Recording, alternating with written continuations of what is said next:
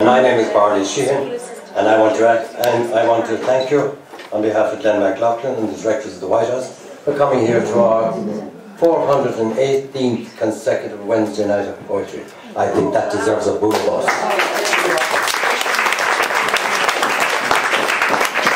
I want to particularly welcome here to Limerick City tonight. I want to welcome the girls from Italy, from Spain, and I want to welcome the men too from Spain and Italy. One is I want to welcome Claire Dollard from Limerick City. I want to welcome Christy O'Donnell from Limerick City as well.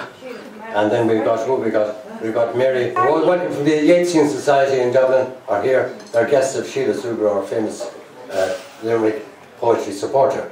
And they're here down from Dublin. I want to welcome, where are they? Grania Kilroy. That's correct, isn't it? Bill Costello. They're going to do something for us later on, actually. It'll be super.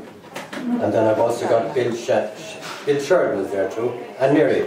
Now, ladies and gentlemen, please, the most important thing about it is I want to welcome you on behalf of Glenn McLaughlin, the directors. Please give a very warm welcome to Claire Dollard. This piece is called Growth. As she spoke, I couldn't but note the circular mound of flesh on her face with hair sticking out. As he spoke, the rash red acne on his forehead contradicted his calm exterior. As her hand moved deftly between needle and material, the wart on her fingers never stopped her track. As he stripped off his socks, the corns on his feet belie the mileage he could cover. Outward, obvious, real. As she sat in the doctor's office, touching the lump on her breast and underarm, she worried. As he sat in the surgery, embarrassed, anticipating pain, he cried to himself. Inward, vague, unreal. Growth hinders our growth. Compassion, care, awareness doesn't stunt it. Thank you.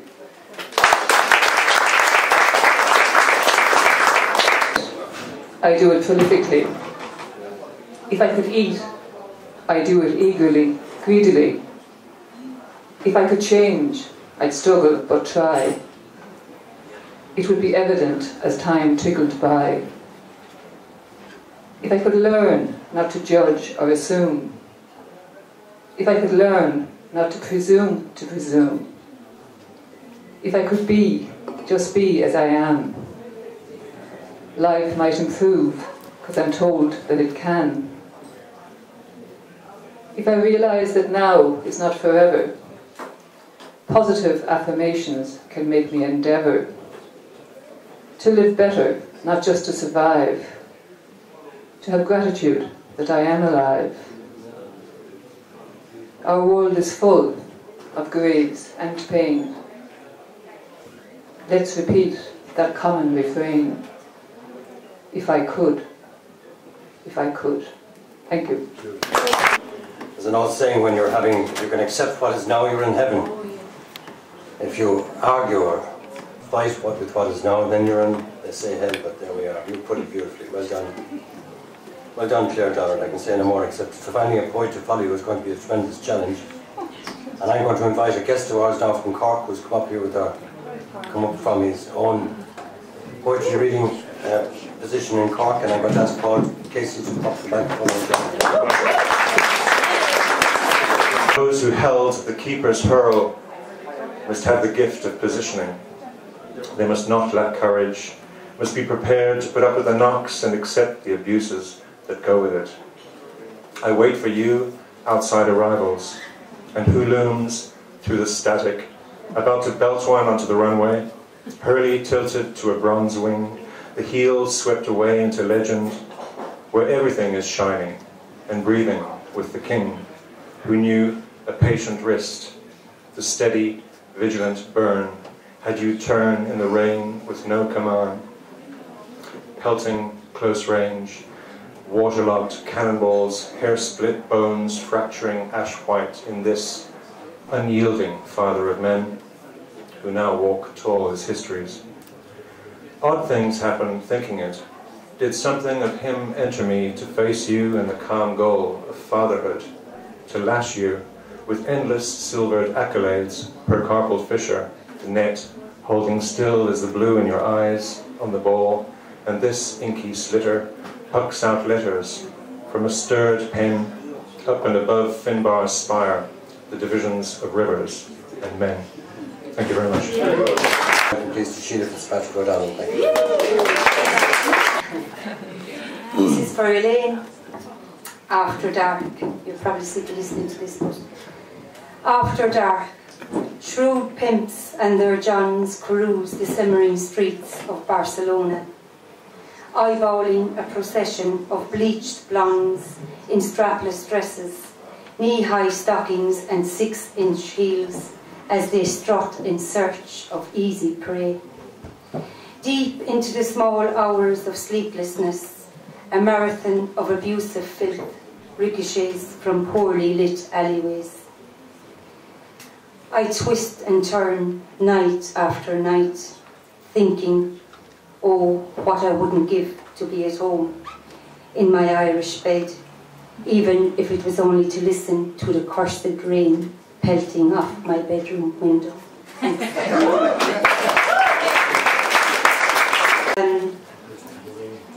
His mortuary card, it's from a brother.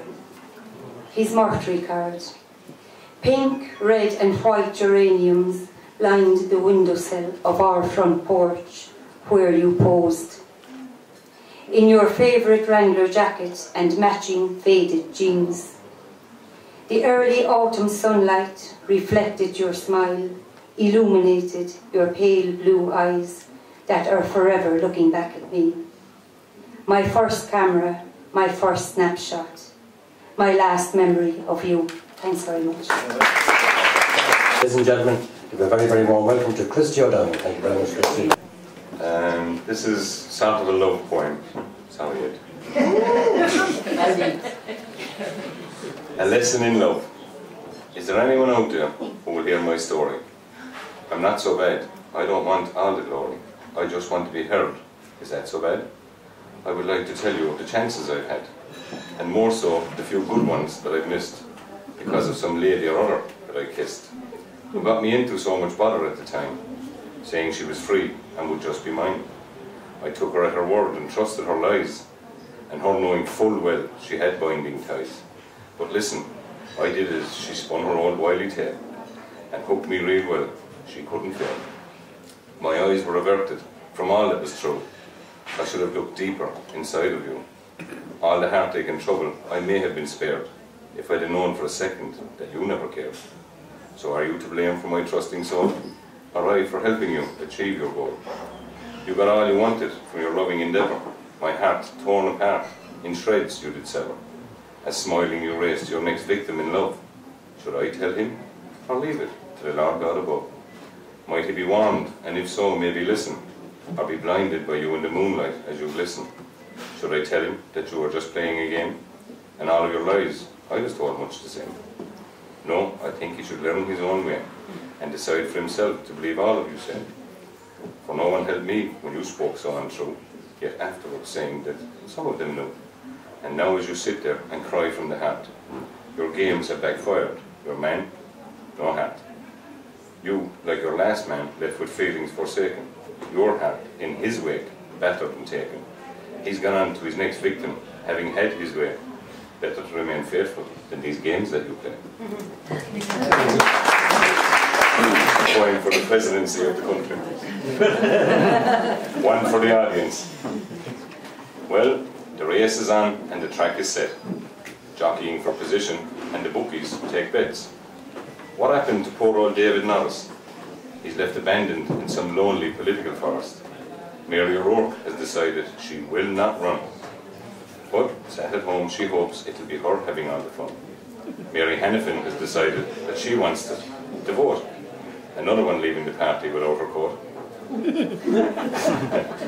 It would appear that it's still all jobs for the boys, who all seem to have a closet so full of lies. The candidate for presidency should be well above reproach, and not harbour anyone who would young boys coach. It was not about his sexual orientation or preference. He was foolish to think we wouldn't see his indifference. Our history with abuse, can't read me on typing now. Our history with abuse makes us all as a nation wary and suspicious, yet he makes a declaration to stop a paedophile being sent to prison for his crime. The boy could easily have been yours or mine. So on Tuesday last he decided to withdraw, and now the papers search for any other flaw. His biographer Joe Jackson, a reporter and a so-called friend, knows of 2 other scandals that would have put Norris to a bitter end, and he sent them in an email to Jane Cregan, who ran with his campaign, offering to discuss them in the hopes Norris would refrain. And getting no reply, as he waited patiently by his phone, she was nowhere to be found, leaving your man all alone. So now there's a vacancy, and the Oris is the prize. But beware the skeletons, the deceit and the lies. 2FM put forward 4 names wanting percentages for votes in a poll, and the results showed them that they were way off their goal. Someone not considered came out a clear winner. Their audience saw this man as a saint, not a sinner. The other runners must now be feeling a little stomach churn. The top man himself to be our very own Gay Byrne. And at 77 there appears to be nothing to make him fall. But if he runs, there could yet be a gay in the Oris after all. Now, which of these lovely Swedish ladies would like to read a Swedish poem? Have you ready, please? It's not Swedish, but it's one of my favorites. It's not Swedish, but it's one of our favourites. Give her a very warm welcome, please. It's by my favorite singer, actually. She's from America, and it's about an unwanted pregnancy.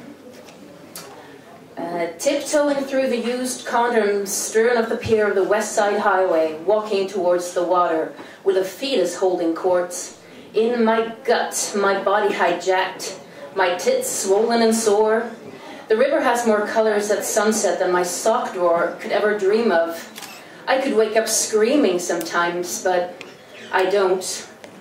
I could step off the end of this pier, but I've got shit to do, and an appointment on Tuesday to shed uninvited blood and tissue. I'll miss you, I say to the son or daughter, but then I thought better of. I could fall in love with Jersey at sunset, but I leave the view to the rats and tiptoe back.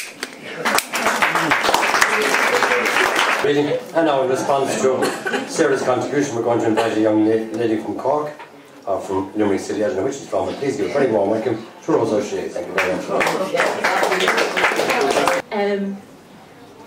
I have to apologise. I wrote these actually. These are 3 limericks, and there was a competition in this was the opposition to that bar there last year, at the end of last year, at the start of this year, and due to unforeseen circumstances, I couldn't make it. But I was doodling at home, and I was, doing some limericks, just scribbling them out.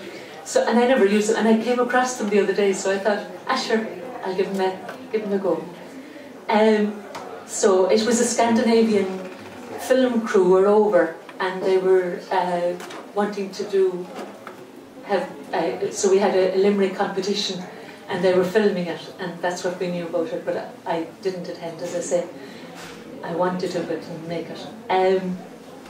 So I wrote the first one. It says, a young lad, a brave Scandinavian, sailed the world and great headway was making, till he felt very sick, so he docked at Limerick. Now he's feasting on cabbage and bacon. And then the next one was, there was a young lady called Nellie, said, I'd love to be seen on the telly. Though she'd limericks galore, her performance was poor, because poor Nellie's knees wobbled like jelly. And the third one is, Mary Daly, who lived by St. Mary's, used to claim that she talked to the fairies, till one morning we found she just wasn't around. We're convinced she's away with the fairies.